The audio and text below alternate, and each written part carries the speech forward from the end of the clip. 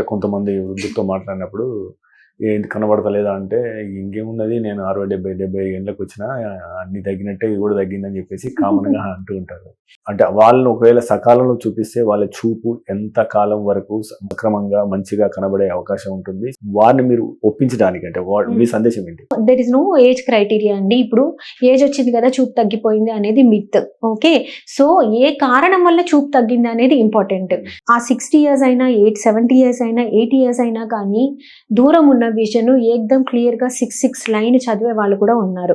So మనం ఏం చేయాలి అని అంటే, చాలా మంది నాకు ఏజ్ వచ్చింది చూపు తగ్గింది అంటే, ఏజ్ వచ్చింది అన్నది ఒక మాట అయితే ఏ కారణం వల్ల చూపు తగ్గింది అని. So age related problems common గా ఏమొస్తాయి, క్యాట్రాక్ట్స్ వస్తాయి. ఓకే, తర్వాత మన బీపీ, షుగర్, కొలెస్ట్రాల్ వల్ల రెటీనా ప్రాబ్లమ్స్ వస్తాయి.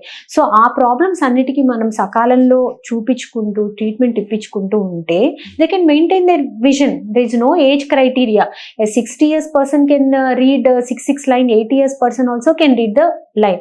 సో లోకల్ గా ఐలో మనకి ఏం ప్రాబ్లం ఉండదు. సో ఓన్లీ బ్రెయిన్ ప్రాసెసింగ్ లో తేడా వల్ల రికగ్నిషన్ అనేది కొంచెం స్లో అవుతుందే కానీ విజన్ ప్రాబ్లమ్ సకాలంలో మనం చూపించి వాళ్ళకి ట్రీట్మెంట్ అనేది ఇస్తే డెఫినెట్ గా they'll maintain that 100% vision till life.